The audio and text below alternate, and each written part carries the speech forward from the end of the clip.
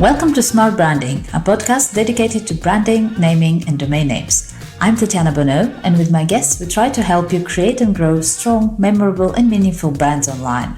I believe time is one of our most precious assets, and so I want to thank you in advance if you decide to spend the next 30 minutes with us. I promise to do my best to make those worth it. Let's go! So my guest today is Jacskon Hedden. He's an industrial designer whose company designs unique products for startups, companies, and everything in between. Hi, welcome to our podcast, and thank you for making the time, Jacskon. No, thank you for having me on. It's a pleasure. So let's start with a little bit of a background. How did you get to do what you do? Yeah, so, it's kind of like one of those old school type of careers. You can kind of think of it as like musicians or artists. You kind of have to train under someone, and then you have the ability to kind of open up your own firm. I had the lucky ability to train under some really famous guys. One was Karen Rashid. He's kind of considered one of the world's most famous industrial designers. Another firm that I was able to work with was RKS, which is another ancient dinosaur that is considered to be really famous. But traditionally, how you kind of get to open up your own firm or do something like this is you work with a lot of those old guys, and then those clients get to know you, and then vice versa, you're able to start your own thing. Mm-hmm. And how did you get into design, like industrial design in particular? Like, was that something you dreamed of doing when you were little, or how did that work out? It's pretty interesting. It is something I did when I was really little. When I was like really, really little, my family didn't have that much money, but we had a lot of junk laying around, broken computers, stuff like that, nothing that worked.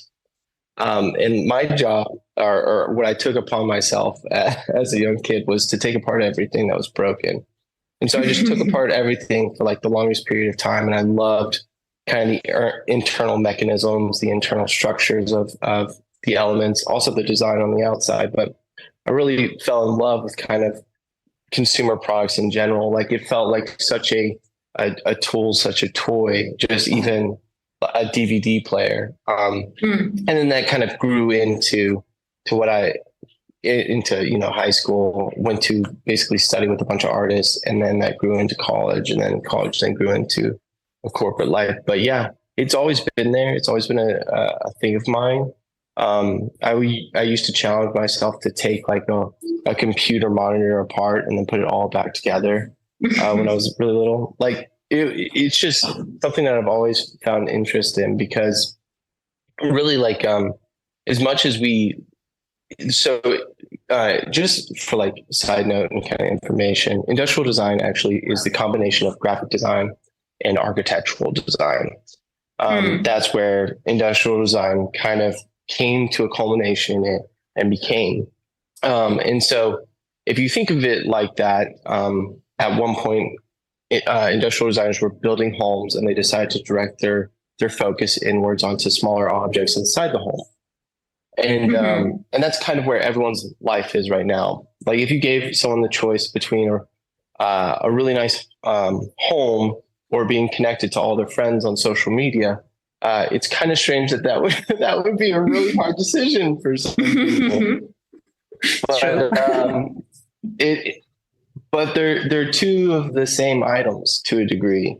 They're built with both. They're built both with love, and they're built both to make you want them. Because a designer built both of them and gave equal amount of attention to it. That's very cool. Like, yeah, I haven't thought about it in that way. I think the closest I can get to thinking, because we kind of, I guess we take the things around us, maybe not for granted, but it's almost like it's done. It's like that, and you like it or you don't like it. Then it's obviously somebody's job to create that. And I think I used to work with on the marketing of a company who does lighting.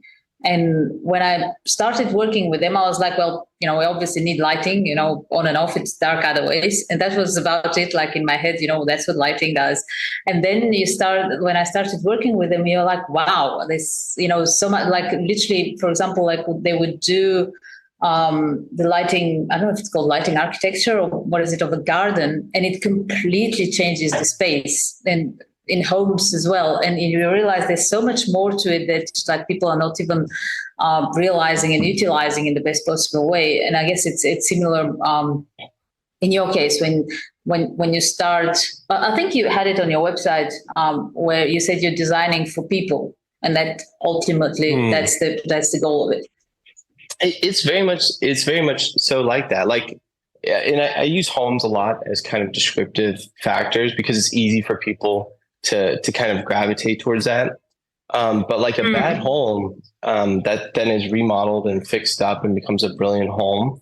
That's what we do with products all the time. So there's like a lot of these companies like Herman Miller, Knoll, stuff like that. They've been around for years now, and there are some great designs that they've had that have kind of lived past the brand. But then there's also stuff that they've needed to reinvent and change and make different. And that's, you know, that's just part of life, right?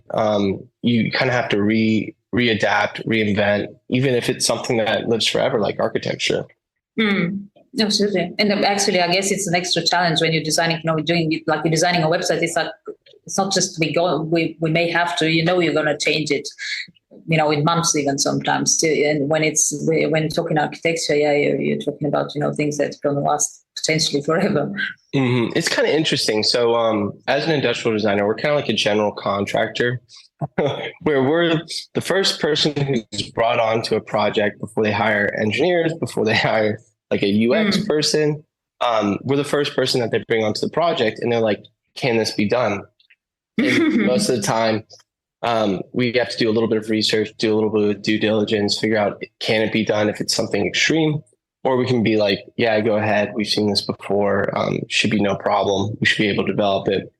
But, you know, you bring the engineers in, you bring the UX team in. And the funny part about UX is it's so new. UI UX technically has only been around for a couple of decades right now. Like the first UI UX was on a printer. That's like the first screen that someone had to interact with and had to press a button. Was on a Xerox printer. That's kind of crazy. So if you think about that, like the first homes that were built were kind of rubbish, right?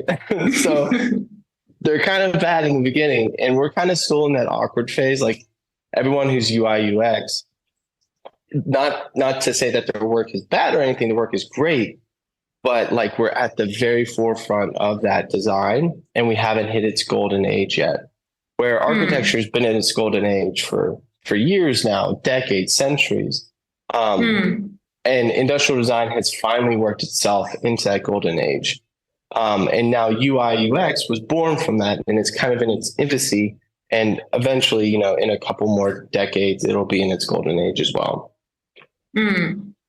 Yeah, I can see it. I can't help myself, but see parallels with domain names since I work with domain names. But it's very similar in a way that, as you said, you know, we've had homes like for as long as humanity has existed, I guess, in a way or another. But it's just now that you're getting to have the understanding and the need and the skills to do what you do, and it's developing into a thing. And I guess where I see it with domains, domains have been there for as long as the internet has been around, and only now are people starting to following the example, I guess, of big companies who've learned it and, you know, had the cash, I guess, and the opportunity to learn the hard way, pay for their mistakes, and learn that it goes beyond just the technicality of it, you know, the domain name. It actually is a brand asset. So people are starting to see it as that and pay a lot more attention and have domain strategies, et cetera, et cetera. Which brings me to a question of the idea of choosing your name as the brand name and the company is called that. I mean, people like are very much, there are opinions for and against that. What was your reasoning for that choice? I literally love this question. It's one of my favorite questions to answer because it's the correct choice. And the reason it's the correct choice is because you have to spend marketing dollars. There's a famous marketing an advertiser who says, once you stop marketing, you die. 100% true, right? 100% true. And if you're a startup company, and we could use like banks. So we could say Bank of America versus Charles Schwab, right? Or Chase Bank or JP Morgan, right? They all could have chose names like full legitimate names, or they could have chose kind of, Bank of America. But the thing is you have to market two things at that time then. You have to market Bank of America, and then you have to market its founders when it's in its infancy. Or you can just choose to market one, the name of the company and the name of the founder, right?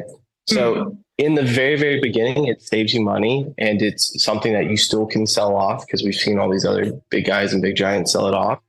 But it actually saves you money and allows you to put your marketing dollars in one place. Because with something like JP Morgan, that actual individual, he was able to become such an elaborate individual because of that. Goldman Sachs, stuff like that. Because they're putting all their marketing dollars in one basket. So, and you can also think of that as dividing it up.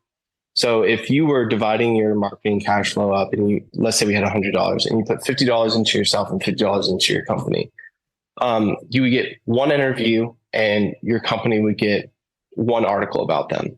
But if you put it all in the same place, that interview is for you and your company. That article is for your company and it's for you at the same time. And so now you technically get two for the two separate entities, because it technically is two separate entities. But a lot of people look at it as one entity, when it's always been two separate entities. It's just a visual and a mental thing. No, I can absolutely, and it has been a trend, and I guess there are industries where it works more than others. We've had an article about it, like personal names used as brand names, and I think especially nowadays, and that's probably why it's more and more popular, especially nowadays, where people are so personal about the businesses and brands they interact with. Like it's not just, you can put whatever advertising you want, whatever images and I don't know, pictures and hire celebrities. Even people are still going to look at who works in that company, who is the CEO, what are they doing, what are they saying. It's really become so personal. And I think it's only going to continue in that direction. And I like using my kids. I know they're not like statistically representative of all the kids, even though, I have 4, but still, at how they interact with brands. And I find it a very good insight of where things are going. And like the older ones, when they're buying stuff, I can see them immediately taking the phones out. And if it's a brand they don't know, they're looking at, who's the CEO, what are their opinions on whatever issues, which I can see how it makes it harder for, anyone running a company. But on the other hand, I guess it's the good type of challenge where people just have to be authentic and you just can't lie anymore about, who you are. So if there is that real huge gap between you as a person and you as a, owner of that brand, then there's an issue there somewhere. And I think another thing too to point out is it used to be all names. Like it used to be like companies were just names. Like that house was built by, XYZ, that item, that tool, that hammer was built by XYZ. It really only came about it started kind of in the 60s is when you started to have these kind of names started to appear that were unassociated with humans. So like the Swiffer company and stuff like that. That's when you started to have those companies come about, and it's become kind of a trend to not name your company after yourself, or not name an item after something. Items are kind of different. Items kind of have gone in that ambiguous zone much sooner. But normally it was your name is your company, and then there was this whole fad of companies not being named, and so everyone was like, I'm not going to name my company similar to myself as well. But it's a challenge when you do that. You spend more money not naming your company after yourself. And ultimately, if let's say you have all the money in the world and the other company has all the money in the world, and the other company is marketing one name and then you're marketing two names, you're still going to lose out. The marketing will never overlap. And that's something like, you can see it in a clear industry. Like, let's pick an industry that's kind of like whatever, right?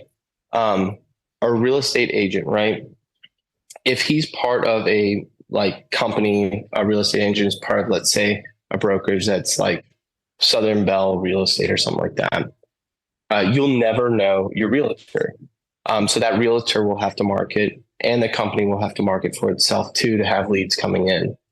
Where if it was just a name, if it was just, XYZ, you just have to market for one. Yeah, absolutely.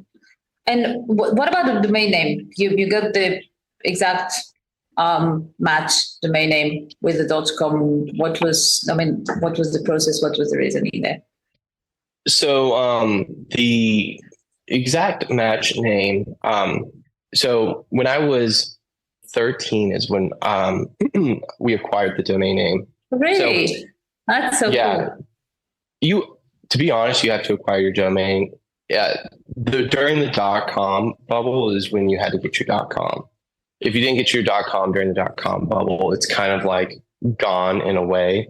There's a lot of actual Jacskon Heddens out there. I was the lucky one at 13 to say, oh, hey, we need to get that domain registered. You can kind of think of it as like all those really classic names as well. Like there's just unless you have a trademark, I think, well, because then you can kind of, that's a whole side tangent, but I think you have to have the full name and it has to be a .com. As much as I like .cos and .ios I think is one of the kind of initials after the dot that's coming up that's going to be really big, and it's just because it's associated with AI. I think .ios are going to be kind of like, you can kind of think of them as like .org for schools, but I think .io will be much more influential.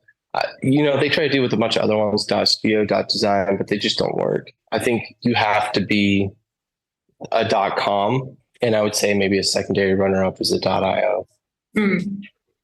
Yeah, I do have we have a whole article on that as well on extensions, but the .io is actually a country extension. So there's a whole bunch of issues underlying there, which maybe in the future will be solved, but I wouldn't advise a business to build on that.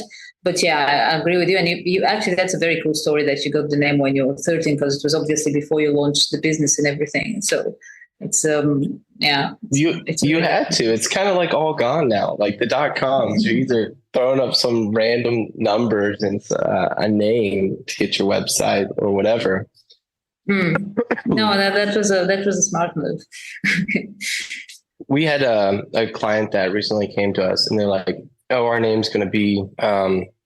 I don't want to throw their name out here because they're not kind of like fully launched, but and they're like, "We're going to get a .xyz." And I was like, how janky is that? I was like, you can't do that. And another big thing for everyone too is since we're talking about names and stuff, look up these names before you decide to name yourself that. Like, look up these names, see how prevalent they are. If your name is Alexander McQueen and you thought you've never heard of that designer before, and then you look up Alexander McQueen, change your name, make it something else, because you're just competing with everyone else in that category. You just need to have kind of its own authenticity. It needs to be different, but then it also needs to be singular so that it's marketing for both of you guys. But absolutely. I think because it's just a side note for that project we did with him, his name was associated with 6 other companies that had been around for 50 years. Ouch, there's no way you're going to compete with 50 years of SEO, or not. There's not 50 years of SEO, but there's no way you're going to compete with that amount of SEO because they were there from the start of the internet. And there's no way you're going to compete with just the brand presence they already have. Yeah, absolutely. That's, I think that's the best advice probably, because I have people coming up to me and asking about like, what's the best name? What's the, best domain? And because we work, like we we have chosen to work with only .com names and very particular names that are like considered, not considered, they are high end, they're very sought after. Like you said, all the, decent names are gone. So basically, they are on the secondary market.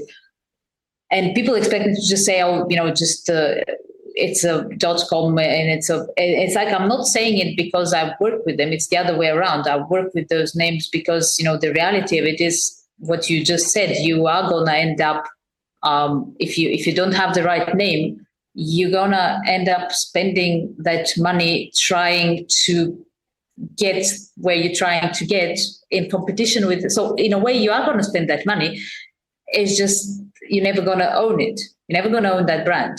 So you're just going to be throwing your money in the bin. So there are cases where, and we've seen cases like that with domains where you would have what you said, you would have a few brands that are established, maybe not 50-year-old brands, but usually the 50-year-old brands have it sorted with their names. But we've seen cases where you have a few brands that are established and they have a .xyz or whatever, and there's a new brand that is well funded that comes and gets the exact brandmatch.com name. And they're picking up obviously all the traffic and just the authority that comes with that name. So it is doable, but as a startup, if you don't have that sort of a huge backing and budget, like just think about really the name and the matching domain before you throw yourself into committing to that brand name. 100%. I mean, I think we lose it on clients when they buy anything other than a .com. Just because you make it so much harder on yourself to do anything. And then if someone then comes around with that .com name and then decides that they're going to launch a competitive product to your offering, you are hosed because no one's ever going to think you're the real one. Yeah, everyone's going to think the .com is the real one. And it's just, it hoses you. We had a company that was selling a good, and they had the most strange website ever. They should have just picked a different name. Everything should have just been changed, but they didn't. And they ended up having to spend basically $120,000 to purchase the .com because that person then started basically hosting their competitors. He was probably making $60K a month hosting those competitors. And he was like, well, you can buy it for $120 because of X, for names on the internet, it kind of gets into this gray zone where you can kind of, force people to sell over in certain situations, but I wouldn't rely on those situations. I don't think they're common. Yeah. No, I mean, it is. That's why I keep saying anybody in the industry, and I'm actually amazed. Why is it not everybody? Like, it's really fragmented because you have the naming people, for example, like you would hire somebody to come up with a name, but they wouldn't even look at domain names. It's like, how can you do that? Like, how can you advise? And I've seen pretty large companies spend pretty solid budgets on somebody coming up with a name, and then they go, oh, but we don't have the name. It's like, what's the point? What are you doing? Well, so this is what I feel about graphic designers. So I feel like graphic designers are, and I'm not trying to, but I feel like they're pottery makers. They were at their prime at one point, and everyone was buying pots and pans and buying pottery to store their food and their water in. And then those pottery makers advanced into manufacturing processes. And then those few pottery makers stood behind. I feel like that's graphic designers. Graphic designers, they're like, I'll name you, I'll give you a brand, and then they never look it up on the website. They never do any of the digging. And you're just like, how? We've worked with big dogs. And they're like, oh yeah, we didn't look it up. And we were like, how did you not look this up? This is the whole reason you're making this brand is to be online. Yeah, absolutely. Yeah, you summed it up very well there. Well, let's hope people get it right. And the funny thing is that if you stick around for long enough, having a business online, which is, honestly, any business nowadays, literally even the small shops down the road, they have a website and social media presence. You just can't just not be online nowadays. So But yeah, if you've been on it for long enough, you are going to get to those conclusions. It's just going to cost you a lot of time and money. So, and that's, you probably have the same experience with people that you work with or companies that you work with. When it's the second, third, fourth time around they're doing something, they're like, I know I need to absolutely get that right now. But, when it's the first time, you can like hit your head against a brick wall and they're not going to hear you, unfortunately. But I guess that's just human nature. It's true. That second time around, they're so much more willing to listen. But, a better product comes around the second time around. I think that should be a statement for all kind of service-based industries, is like, your first time is going to be rough. Your second time you listen to us, it'll be easy. Yeah. Oh my God. I had that when I was like, now I'm with naming domains, but before that I had a company for websites and software, and I've literally had cases where people would come with a budget and everything, and we talk about things, and I'm like realistically saying them, okay, you should do this and that, and that's the best way to do that, and and they go, yeah, but we want it cheaper, whatever. It's like, I cannot do it cheaper. And like 3, 4, 5 months down the road, they come around, they say, okay, we went out and found the cheaper solution and it all went wrong, and can you help us now, but we don't have any budget left. It's like yes, we see that all the time. We have the saying, good design is expensive, cheap design is costly. Because if you spend the money up front, you're going to get what you paid for. You choose not to spend that money up front, you're just going to run around in circles and waste your money. We actually, so in the industrial design sector, there's a lot of kind of these scams going around where they'll be like, oh yeah, we'll build your product, never build it, never make anything working, and it's just like a thing that never made it to fruition. Oh yeah, there's some really, really big old companies that do that all the time. Wow. That's actually, let's make that a question. What are some like red flags? What should people be aware when they're looking, and what are good signs, I guess, when they're looking for a good industrial designer? Yeah. So the main thing I would look for is, can they take your product to manufacturing? And not like just, is it possible? Can they, do they know manufacturers? Can they take it to manufacturing? That's the biggest problem, is a lot of companies can't take your product to manufacturing. They may be able to design it, but then they're like SOL when it comes to manufacturing. Like, and a good like, a good kind of question to ask is like, how much do you think this item would cost in China? And if they say, like, let's say we're talking about jewelry, like a stainless steel piece of jewelry, like a necklace. If they say, $13, $18, run away. If they say like, $1 to like $5, that's a legitimate company that's probably manufactured that before, or has done their due diligence, knows exactly how much it would cost, and can give you a proper quote. That's the ultimate way of judging, judging firms, is, can they go to manufacturing? Because half the time they just don't. And that's where people are SOL. Cool. Right. We're kind of getting ahead in terms of time. I don't want to keep you on for too long. Let's get to my usual last question is, what are you looking forward to? What are you up to like now in the business? What are you developing at the moment?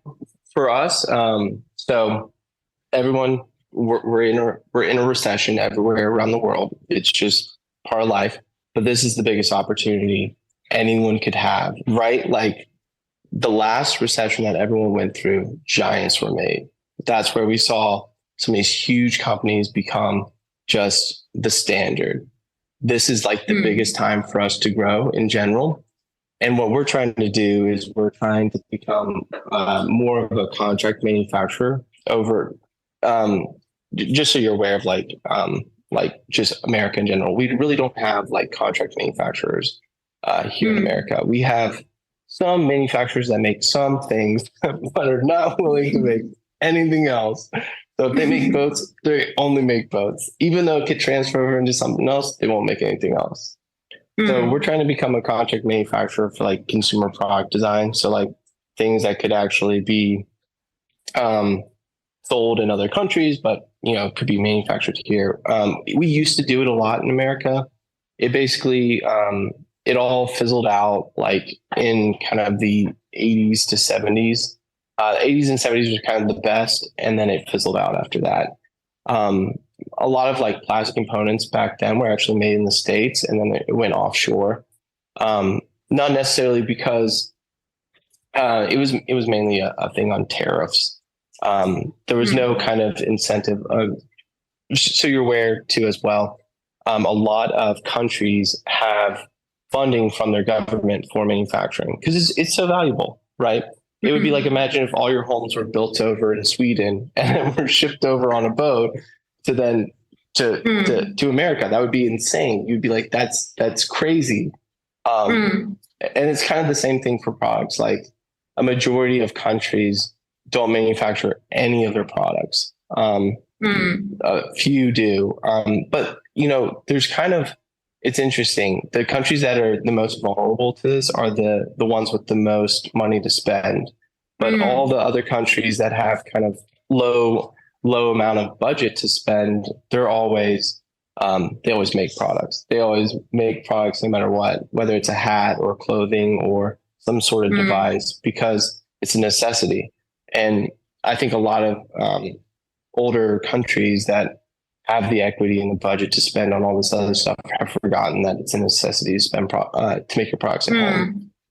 And so what we're trying to do is make goods that are going to be available in the States that are consumer goods, small items, not cars, not homes, something that is tangible to hold. Very cool. Yeah, you need to write about that. Like that's a really cool story. And it works on so many levels, even down to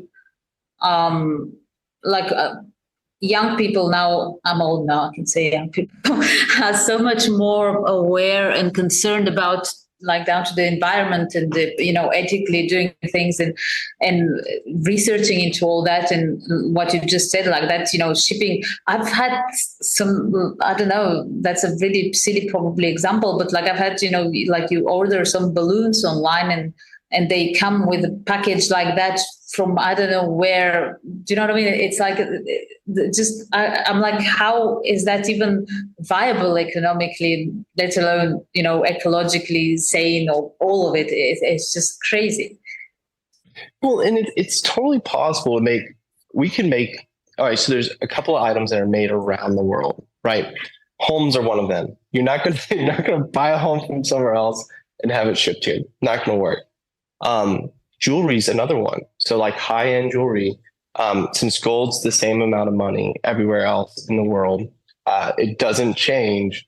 Jewelry traditionally is made in that country or in that state. And consumer goods are traditionally can be the same price. It's just the reason it's not is because America, for all of its worth, decided that it wasn't going to subsidize manufacturing, where other countries have made that smart bet and they started subsidizing manufacturing, which is key. If you want a great Swiss watch, you go to Switzerland, right?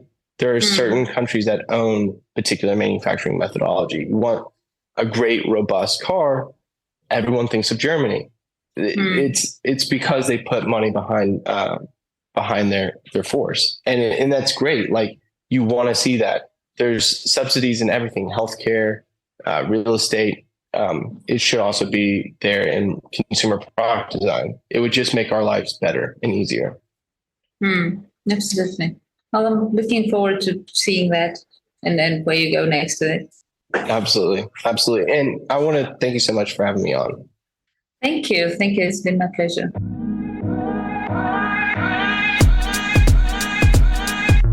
Thank Thank you for joining us in this episode of Smart Branding Podcast. Feel free to visit smartbranding.com for more information and reach out if you have any suggestions, questions, ideas, or just want to learn more about how a good domain name strategy can help you build a strong and successful brand. See you next time.